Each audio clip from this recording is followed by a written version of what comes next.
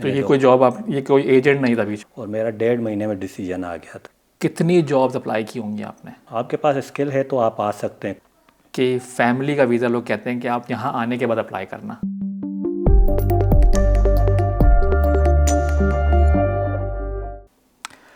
काफ़ी टाइम से मैं जो है ना कोशिश कर रहा था कि कोई मुझे एग्जाम्पल मिले कि ऐसी के जो चीज़ मैं लोगों को समझाने की कोशिश कर रहा हूँ तो कि भाई स्टूडेंट आने का वीज़ा और स्टूडेंट की जो प्रोसेस है वो कैसा है, और जो सिर्फ चीज़ लोग डरते हैं, तो मैंने कहा कि मेरे पास कोई ऐसी एग्जाम्पल हो जो कि मैं प्रेजेंट कर सकूँ आप लोगों को, तो आप लोगों को थोड़ी सी मोटिवेशन मिले।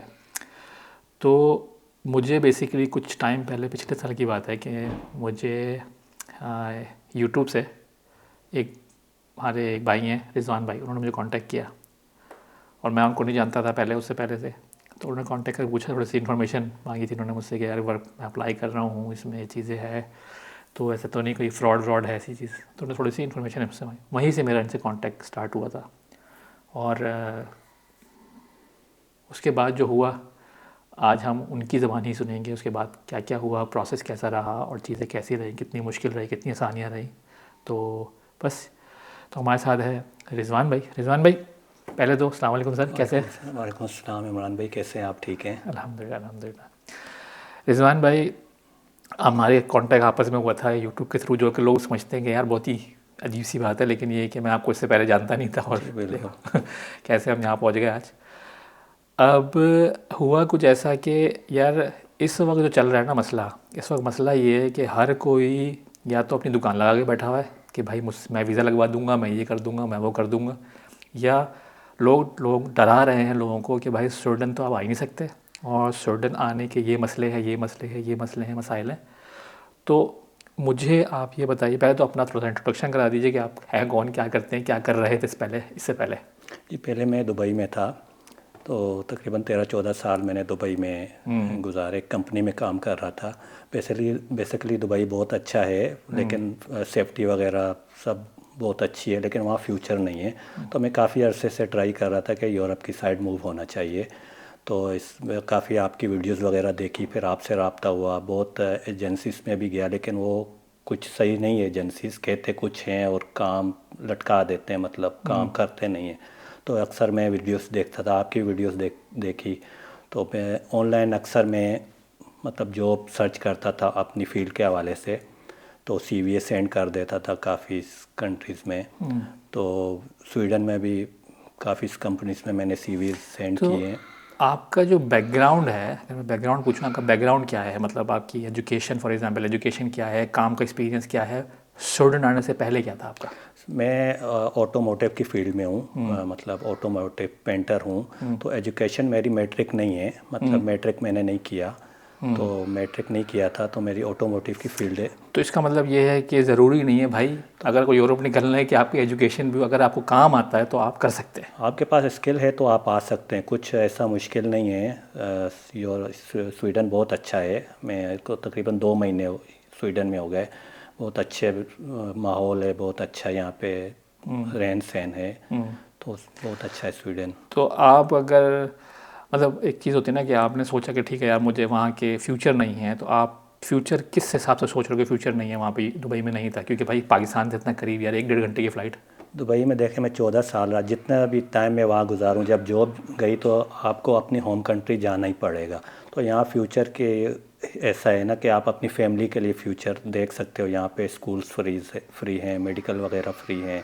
तो उस हिसाब से स्वीडन यूरोप बहुत अच्छा है।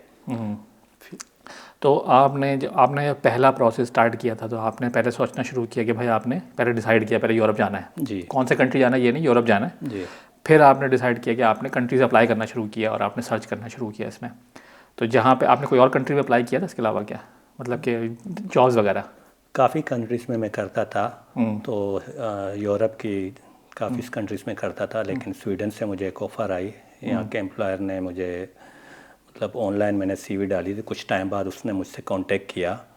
तो अपनी फील्ड के हवाले में फिर मैंने इंटरव्यूज़ वगैरह दिए उनको, तो उन्होंने मुझे फिर। लेकिन यार आपकी फील्ड जो ऐसी है, फील्ड तो ऐसी ऑटोमोबाइल की फील्ड है, उसमें तो बहुत सारे लोग, जो मैंने सुना अब तक, जो मुझसे सवाल पूछते हैं, वही लोग कहते हैं कि भाई आप यहाँ आओ, हमें या हमें अपना एक्सपीरियंस शो करो फिर हम आपको हायर करेंगे, आप पहले यहाँ आ जाओ फिर? तो आपके साथ भी ऐसे कोई मसला नहीं, था? ऐसा कुछ भी नहीं हुआ। मैंने ऑनलाइन उस इंटरव्यू दिया और उसने मुझे पिक्चर्स वगैरह मांगी जॉब के हवाले से, आप कैसे काम करती हो उसकी मुझे पिक्चर सेंड करो, जो काम आपने किया हो, जो आप कर रहे हो। तो उसके अलावा उसने मुझसे काम के हवाले से पूछा क्या क्या होता है इसमें। तो ऑनलाइन 2 बार उसने मुझसे इंटरव्यूज़ दिया। तो बस इस तरह फिर बात हुई हमारी। तो तो ये कोई जॉब आप, ये कोई एजेंट नहीं था बीच में? कुछ एजेंट नहीं था। तो मेरा तो मशवरा यही है कि जो भी आना चाहे, बहुत अच्छा है यूरोप स्वीडन, तो आप आएँ और कोशिश यही करें कि ऑनलाइन आप अप्लाई करें जॉब, तो मिल जाती है जॉब ऑनलाइन। तो आपने कोई, अगर मैं अंदाज़ा लगाऊं, चलो मैं लगता हूँ, मैं लोगों को मैं बोलता भी हूँ, कितनी जॉब्स अप्लाई की होंगी आपने अंदाज़न? एक 100, 200, 300? नहीं, 100-200 तो नहीं किए, कम ही की होंगी। तो 100 के अंदर ही किए, 100 मैंने के अंदर? करता रहता था जॉब।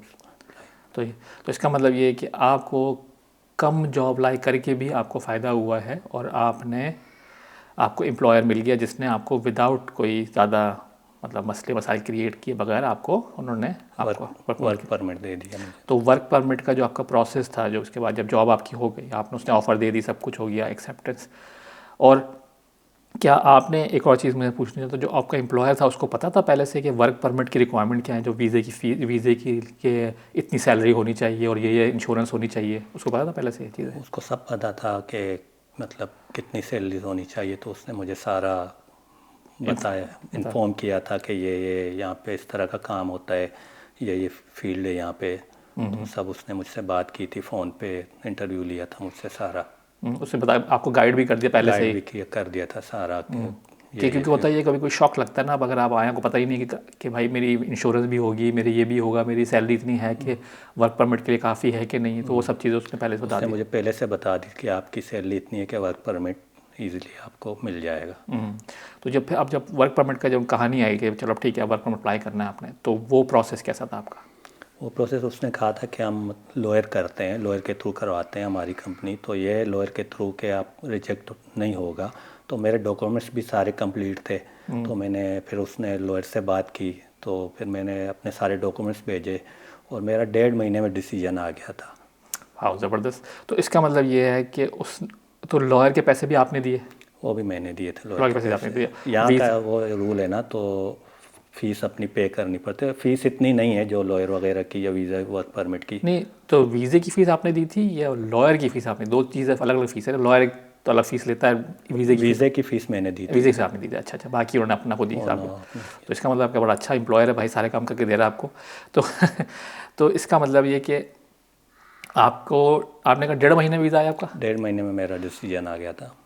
तो इससे पहले 1.5 महीने वीज़ा आने से पहले आपने वीज़ा फाइल किया था, तो उस वक्त आपकी एक्सपेक्टेशन क्या थी, कब तक वीज़ा आएगा, क्या आपकी प्लानिंग क्या थी? मेरे तो माइंड में ये था कि 1 साल का प्रोसेस है, 1 साल लगता है तकरीबन। तो मुझे एम्प्लॉयर ने भी कहा था कि आप माइंड में रखो कि 8 से 10 महीने का आपका प्रोसेस होगा। तो ये अल्लाह का शुक्र है कि मेरा 1.5 महीने में डिसीजन आ गया था। तो अब एक चीज़ जो थोड़े से लोग गलती करते हैं, मैंने काफ़ी लोगों से भी बात भी की है बहुत दफ़ा, कि अगर आप आ रहे हैं, आपका वीज़ा अप्लाई हो रहा है, तो आप कि फैमिली का वीज़ा लोग कहते हैं कि आप यहाँ आने के बाद अप्लाई करना, आपका इस बारे में क्या है? नहीं, अगर यहाँ आप आने के बाद करोगे तो थोड़ा मुश्किल हो जाता है। तो मुझे मशवरा यही दिया गया था कि आप साथ ही फैमिली का करवा लो। अगर आपकी फैमिली नहीं आती तो कोई इशू नहीं है, कि वीज़ा आपके साथ हो जाएगा उनका। बाद में फिर कुछ डॉक्यूमेंट्स आपको कंप्लीट करने पड़ेंगे अगर आप यहाँ आके अप्लाई करते हो। तो फिर मैंने अपने साथ ही करवा दिया, फैमिली का भी साथ ही करवाया। तो उनका भी अल्लाह का शुक्र है कि वो भी लॉयर के थ्रू ही हुआ? लॉयर के थ्रू हो गया, उनका भी हो गया। हाँ, ज़बरदस्त। तो अब जो 1.5 महीने आपका वीज़ा आया, तो भाई एक टाइम होता है कि क्योंकि आप तो एक्सपेक्ट नहीं कर रहे थे, कि आपको लग रहा था कि साल भर लग सकता है आने में वीज़ा, तो वहाँ पे जॉब छोड़ना, सब चीज़ बैकअप करना, सब कुछ करना, तो फिर आप कितने टाइम बाद यहाँ से रिटर्न आए फिर? मैंने तकरीबन 3 से 4 महीने बाद, मुझे सारा प्रोसेस होने के बाद कार्ड्स वगैरह मैंने रिसीव कर लिए, तो उसके तकरीबन चौथे महीने में स्वीडन में आए। तो कोई मसला नहीं हुआ एयरपोर्ट पे? नहीं, कुछ कोई ऐसा मसला नहीं हुआ। कोई मसला नहीं वहाँ कुछ पे? मसला नहीं हुआ। क्योंकि बहुत सारे लोग बोलते हैं कि भाई के 3 महीने बाद आओगे तो फिर नहीं प्रॉब्लम नहीं, करते कोई ऐसा मसला नहीं होता। आपके पास कार्ड है, 2 साल का वैलिड रहता है, आप आ सकते हो, कोई ऐसा इशू नहीं है। कोई ऐसा इशू नहीं है। तो आपने किसी से पूछा भी था आने से पहले कि मतलब लॉयर से पूछा था या एम्प्लॉयर से पूछा था इस बारे में कि यार कोई मसला तो नहीं होगा? नहीं, कोई उन्होंने कहा कोई ऐसा मसला नहीं है, आप वहाँ पूरा वाइंड अप करें तो फिर आप आ जाएं। तो आपके एम्प्लॉयर काफ़ी अच्छा था कि उसने सब कुछ आपको गाइड करा पूरा इन चीज़ों। गाइड किया उसने मुझे। तो अब मसले जो आपने जब स्टूडेंट आने से पहले तो सोच के आ रहे थे कि भाई ये मसले हो सकते हैं, आपको ये प्रॉब्लम होंगे, क्योंकि आपने कभी आप यूरोप में कभी आए नहीं, कभी निकले नहीं हो यूरोप, वहाँ से दुबई से आ गए। तो अब आपकी जो एक्सपेक्टेशंस थी और यहाँ आने के बाद आपको कैसा लग रहा है स्टूडेंट? ऐसे आ रहे थे जहन में कि वहाँ जाके ये होगा, लेकिन यहाँ आने के बाद कुछ ऐसा नहीं है, बिल्कुल बहुत अच्छा है, सुकून माहौल है यहाँ, सब अच्छा है यहाँ। तो मौसम वगैरह सही लग रहा है? मौसम वगैरह बहुत अच्छा है यहाँ। तो ये सच। अब अगर मैं क्योंकि बहुत सारे लोग जो हमारे जो सुनने वाले होते हैं वो ये गलती ये सोचते हैं, समझते हैं चीज़ों की, भाई हमें ये जो आपने बातें बताई हैं अभी कि मतलब एजेंट के थ्रू नहीं जाना, ऑनलाइन जॉब अप्लाई करनी है, एम्प्लॉयर अच्छे होते हैं अगर आप जॉब अप्लाई करना चाहें, तो मतलब सारी चीज़ें। ऐसी कोई चीज़ आपको लगा हो जिसमें आपको लगा हो कि यार ये चीज़ मैं अगर कोई डिफरेंट तरीके से करता या बेहतरी हो सकती थी इसमें, ऐसा कुछ चीज़ आपके दिमाग नहीं, में? ऐसा तो कुछ भी नहीं था मेरे पास, अपनी फील्ड की थी तो मैंने उस हिसाब से गूगल से सर्च किया है कंपनीज वगैरह। कहाँ सर्च कर रहे थे आप? गूगल्स में ही मैं, गूगल में? लिंक्डइन हो गए या गूगल में चेक करता रहता था, मैं ऑनलाइन सेंड करता था। तो मतलब बेसिकली गूगल, आप नॉर्मल गूगल के ऊपर आपने सर्च किया? हो गया, लिंक्डइन हो गया, उसमें करता था। लिंक्डइन में जॉब्स अप्लाई कर दी, गूगल सर्च करा कि भाई इस फील्ड इसमें जॉब्स हैं, कहाँ है, किधर है, मुझे अप्लाई कर तो दिया। बस मैं सीवी सेंड कर देता था, उसकी कोई ईमेल स्पेशल वगैरह। सीवी बनाई थी? नहीं, आम नॉर्मल सीवी थी, कोई ख़ास ऐसी कोई चीज़? ख़ास सीवी नहीं थी, नॉर्मल सीवी थी। तो मतलब अगर मैं सोचूं कि अगर नॉर्मल बच्चा जो हमारा पाकिस्तान बैठा हुआ है, कहीं और बैठा है, तो क्या उसके पास भी वही अपॉर्चुनिटी है कि वो आ सकता है यहाँ पे? बिल्कुल आ सकता है, वो भी सीवी, नॉर्मल सीवी बना के सेंड करे अपनी फील्ड के हवाले से, स्किल के हवाले से, तो इंशाल्लाह ज़रूर जॉब मिलेगी। कोई इसके मतलब ये कि मतलब जो लोग जो फालतू की बातें सुनने को आती हैं कि मतलब ये कि जो मैं भी इनको लगता है कि नहीं ये गलत बातें, ऐसी बातें नहीं होती हैं कि मतलब यहाँ तो रेसिज्म है और यहाँ पे तो ये मसले मसाइल हैं और आपको बहुत ज़्यादा मतलब मिसट्रीट किया जाता है, सही से अच्छा नहीं लगता आपको, मतलब यहाँ पे लोग इस्लाम को आप वैसे फॉलो नहीं करते, हलाल चीज़ों का मसला होता है, बहुत सारे चीज़ें मसले मसालों को करते हैं। तो आपका जो अब तक का वो है कि आप सुनना 2 महीने होने वाले हैं आपको कहीं ऐसा लगा कि आपके साथ रेसिज्म हो रहा हो, कोई आपको परेशानी हो रही हो, हलाल का मसला हो या मस्जिद जाने का मसला हो, जॉब पे कोई ऐसी चीज़ है जो आपको लग रहा है कि लोग आपको डिफरेंटली ट्रीट कर रहे हैं, कोई ऐसी चीज़ नहीं, आपको? कोई ऐसा मसला नहीं, सब कुछ यहाँ मिल जाता है, हलाल फूड भी मिल जाता है, मस्जिद वगैरह भी बहुत हैं, नमाज वगैरह पढ़ सकते हैं, कुछ ऐसा इशू नहीं है जॉब पे जाने के लिए, कुछ ऐसा कुछ नहीं है। तो आपको कोई अगर आप इस वक्त किसी पाकिस्तान में बैठे या बच्चे को या दुबई में जो लोग बैठे हैं कहीं और यूएई वगैरह में, कहीं जो उनको यूरोप मूव होना सोच रहे हैं, तो उनके लिए कोई आपकी कोई रिकमेंडेशन ऐसी है कि शायद उससे उनको कोई फ़ायदा हो सके? मैं तो यही कहना चाहूँगा कि अपनी फील्ड के हवाले से आप भी सर्च करें, लिंक्डइन सबसे बेस्ट है, गूगल में अपनी फील्ड के हवाले में देखें जॉब है, आप ऑनलाइन अप्लाई करें तो इंशाल्लाह ज़रूर मिलेगी जॉब। क्योंकि मुझे लगता है कि मतलब हमारे जो ज़्यादा पढ़े लिखे भी बच्चे जो है ना हमारे यूनिवर्सिटी लेवल मास्टर्स वगैरह जिन्होंने कर लिया उनका, तो उनके पास इतनी ज़्यादा इन्फॉर्मेशन है कि उनको अब समझ में नहीं आ रहा है कि इन्फॉर्मेशन सही क्या है गलत क्या है। अब आप, मुझे लगता है कि आपके केस में ऐसा था कि आपके केस में बहुत ही सिंपल था, आपने सिंपल रखा हर चीज़ को ना, कि बस जॉब सर्च करनी है, जॉब सर्च करेंगे, अगर जॉब मिल जाएगी, इंटरव्यू पास हो जाएगा तो फिर जो भी देखेंगे वीज़ा क्या करना है। आपने ये नहीं सोचा पहले से कि भाई कि वीज़ा लग जाएगा तो फिर वीज़ा 3 साल 5 साल गुजारना पड़ेंगे, फिर पासपोर्ट का क्या होगा, फिर ये क्या होगा, वो क्या होगा। आपने इतना दूर तक नहीं गए, आपने step by step 1 by 1 step लेके चले, तो आपको सुकून से अब तक आप चल रहे हैं। जी बिल्कुल, इससे यही चल रहा है आपका।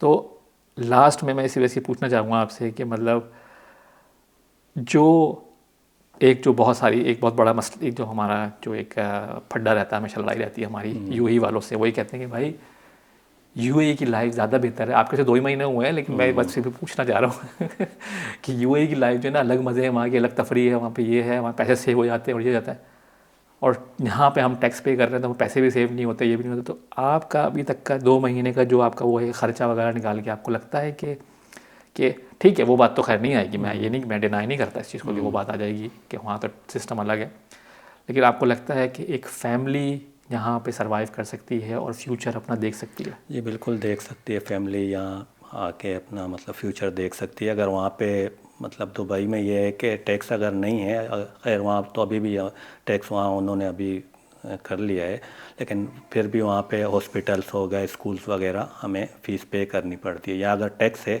तो यहाँ ये चीज़ें बिल्कुल फ्री हैं, तो ये बेनिफिट है। दूसरा फैमिली का मतलब आप ला सकते हो बहुत उस हिसाब से, तो आगे पीआर के लिए हमें तो बहुत अच्छा बच्चों के, हाँ ऑप्शन ये मिल तो बिल्कुल जाता सही है। बात कह बच्चों रहे हो का कि बिल्कुल सही बात है कि मतलब यहाँ मेडिकल फ्री है बच्चों का, मेडिकल फ्री है, बच्चों का 21 साल की उम्र तक बच्चों का डेंटिस्ट मेडिकल सब फ्री है, दवा सब फ्री है।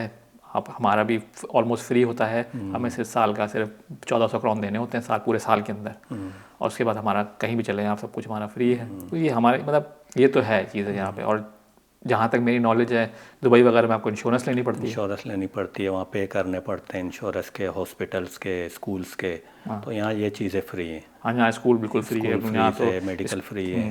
यहाँ तो स्कूल तो बेसिकली स्कूल क्या मतलब, लोग बोलते हैं स्कूल फ्री है, मैं बोलता हूँ कि यहाँ पे पढ़ाई फ्री है। पढ़ाई फ्री, पढ़ाई इसलिए फ्री है कि पढ़ाई चाहे मैं कर रहा हूँ, चाहे मैं 90 साल का बंदा हूँ मैं पढ़ाई कर रहा हूँ, चाहे मेरा 2 साल का बच्चा स्कूल जा रहा है, वो सब फ्री है। यहाँ पे पढ़ाई बिल्कुल कम्प्लीटली ज़ीरो है, इसका कोई वो नहीं है।